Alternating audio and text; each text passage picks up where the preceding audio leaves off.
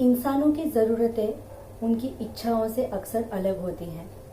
वैसे कहा जाए या देखा जाए तो हमें ज़रूरत बस एक सीधे साधे फ़ोन की होती है जो ठीक ठाक कॉलिंग मैसेजिंग का काम कर सके। लेकिन हमारी इच्छा ये होती है कि हमें महंगे से महंगे फ़ोन मिल सके जिसमें अनगिनत फीचर्स हो जिनकी एक्चुअली हमें ज़रूरत भी नहीं है। ऐसी सिचुएशन में हम खुद कंफ्यूज हो जाते हैं कि आखिर मांगे तो क्या मांगे। अभी जो ज़रूरत है वो चीज़ें मांगे या जो हमारी इच्छाएं हैं रियल में वो चीज़ें मांगे। यूनिवर्स नीड और वांट, इच्छा और ज़रूरत में से किसे चुनते हैं, चलिए देखते हैं। So hello and welcome to इमा 1111। मैं हूँ इमा और यहाँ सिर्फ मेरा मकसद है आप सबको मोटिवेट करना लॉ ऑफ अट्रैक्शन को लेकर, ताकि कभी भी कोई भी अपनी हिम्मत ना हारे और हम सब एक साथ अपने सपनों की तरफ बढ़ते चले। सो आज की स्टोरी है डैलस के बारे में, जो कि कनाडा में रहते थे। इनकी जो लाइफ है वो लॉ ऑफ अट्रैक्शन को यूज़ कर कर कंप्लीट 360 डिग्री टर्न लिया, यानी एक कंप्लीट चेंज उनके लाइफ में आया है। लेकिन ये फर्स्ट टाइम में नहीं आया, वो लॉ ऑफ अट्रैक्शन को यूज़ करने में बहुत बार फेल हो चुके थे और अब वो इस पॉइंट पे थे कि वो ऑलमोस्ट गिव अप करने वाले थे कि नहीं, ये सब झूठ है, ये सब नहीं होता है। ऐसे बहुत सारे कमेंट्स मैंने भी देखे हैं जहाँ पे लोगों का विश्वास टूटता हुआ नजर आता है। सो क्या ऐसे केस में भी हम लॉ ऑफ अट्रैक्शन को फिर से यूज करके कुछ कर सकते हैं? Let's see. डैलस ने ऑलमोस्ट लॉ ऑफ अट्रैक्शन पे गिव अप कर दिया था। एक समय था जब वो अपनी ड्रीम लाइफ जीते थे, जैसी उन्हें चाहिए थी वैसी लाइफ जीते थे, और अब वो 2 साल से रास्ते पे रह रहे हैं, सड़क पर रह रहे हैं। आई एम सॉरी, जो कुत्ता महाराज बाहर भौंक रहे हैं वो भी यूनिवर्स की एक क्रिएशन है, so let's accept that. Okay, continue.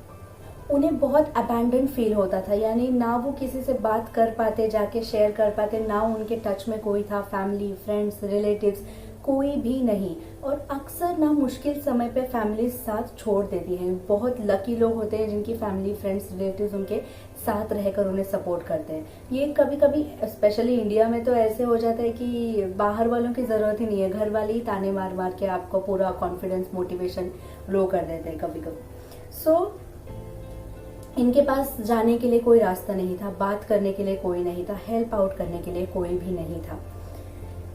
वो हर एक जगह ट्रैवल करते, पॉसिबल जगह जहाँ भी हो सके, फॉर जॉब, लेकिन उन्हें वो जॉब नहीं मिलती। इन्होंने कहीं पे देखा या पढ़ा कि लॉ ऑफ अट्रैक्शन यूज़ करके विद इन 30 डेज, 30 दिनों में वो अपनी पूरी लाइफ चेंज कर सकते हैं। और कई बार ट्राई करने के बाद भी अब उन्होंने फिर से सोचा कि मैं इसे एक लास्ट ट्राई दूंगा, एक अल्टीमेट टेस्ट। अगर इस बार नहीं हुआ तो फिर मैं कभी इसे यूज़ नहीं करूंगा। द सीक्रेट का जो नॉलेज था, अब मैंने उसे अपने डेली रूटीन में यूज़ करना शुरू कर दिया। मैं द सीक्रेट रोज़ पढ़ता भी था, सुनता भी था, वीडियोस देख सका तो देखता भी था। ये सब उन्हें पहले भी पता था, जैसे मैं भी पहले से जानती थी, लेकिन पूरा डीपली उसमें नहीं उतरी थी, तो वैसे ये भी नहीं उतरे थे। अब उन्होंने एवरी डे इसे अपने लाइफ में शामिल करना शुरू किया। एंड मेरा एक्सपीरियंस है ज़िंदगी का अब तक, तो उसमें से मैं जितना भी सीखी हूँ या समझी हूँ अब तक, वो मैं शेयर करने की ट्राई करती हूँ। सो अब तक मेरे एक्सपीरियंस से मुझे ऐसा लगता है कि जितना आप पॉजिटिविटी के टच में रहते हो उतना आप इजीली पॉजिटिव सोच पाते हो। अगर आपकी पॉजिटिविटी से जो कनेक्शन है, कनेक्शन यानी क्या, किसी के वीडियोस, किसी की कहानियाँ, किसी के बुक, ये अगर आपसे छूट गया तो हम धीरे धीरे ना फिर से इसी नेगेटिविटी के भंवर में फंसने लगते हैं। सो अपने आप को ट्रैक पे रखने के लिए कोई भी एक source, books, videos, music, meditation, exercise, जो भी चीज़ हमें हैप्पी बनाती है, पॉजिटिव रखती है, उसके टच में बने रहना बहुत ज़रूरी है। इट्स लाइक जब 2 मैग्नेट को हम दूर कर देंगे बहुत ज़्यादा तो उसकी जो पावर है वो ख़त्म हो जाती है, पर जैसे ही उसे हम पास लाते हैं तो वो जो बीच में टेंशन पैदा होता है ना, वो हमें बरकरार रखना है विद दिस कनेक्शन।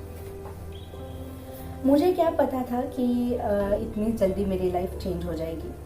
मुझे एक जॉब की ज़रूरत थी, बट मैं दिल से जो चाहता था वो ये था कि मैं किसी बहुत अच्छी जगह पे बहुत अच्छी पोस्ट पे काम करूं। मैं उस कंपनी में बहुत ज़्यादा कंट्रीब्यूशन देना चाहता था, कंपनी को प्रॉफिट करना चाहता था, कंपनी का एक मेन पार्ट बनना चाहता था।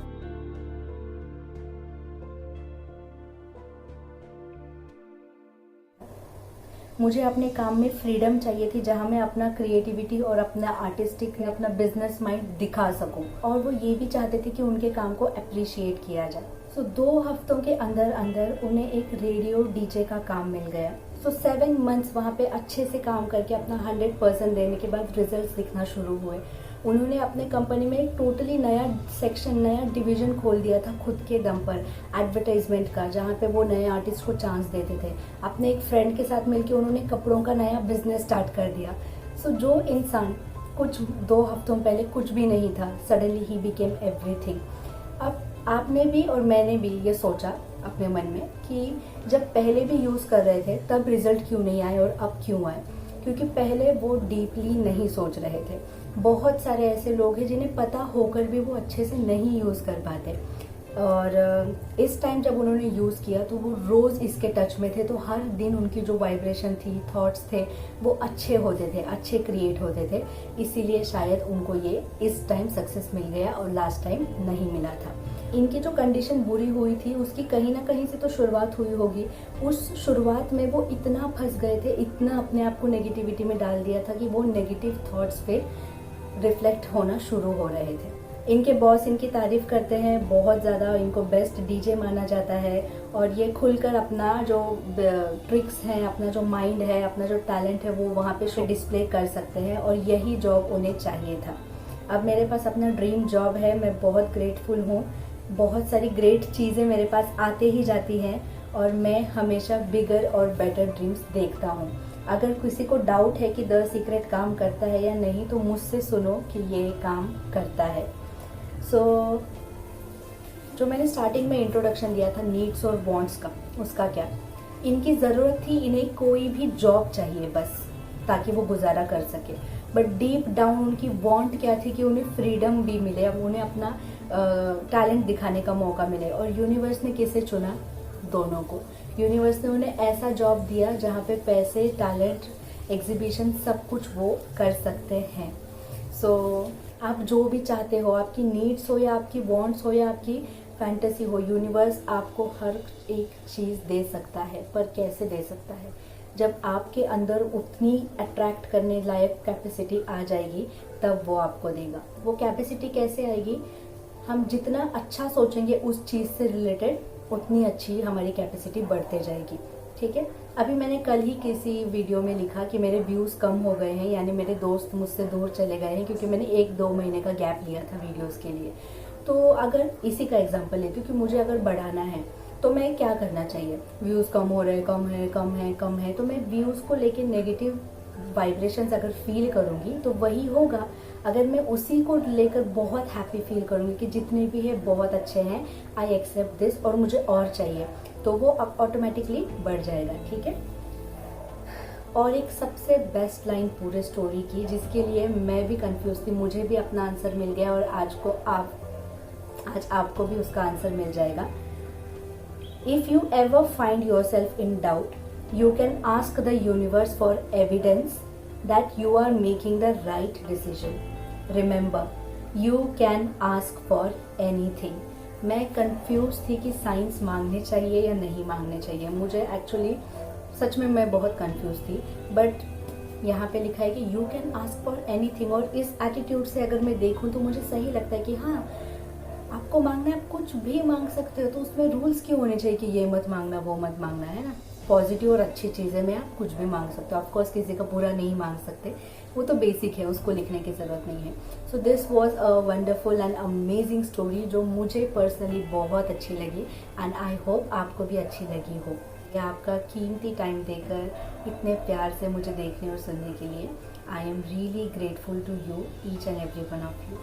मेरा इंटेंशन सिर्फ आपको हैप्पी फील करवाना है, और अगर मैं वो करवा पाई, I will feel blessed. Thank you. Bye. Keep manifesting, keep thinking positive. Happy manifestation to all of you. 7 months वहाँ पे काम करने के बाद उन्होंने अपना टैलेंट दिखाना शुरू कर दिया, और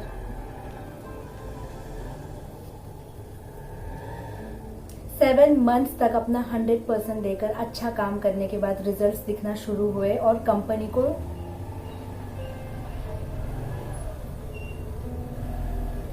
हाँ देखते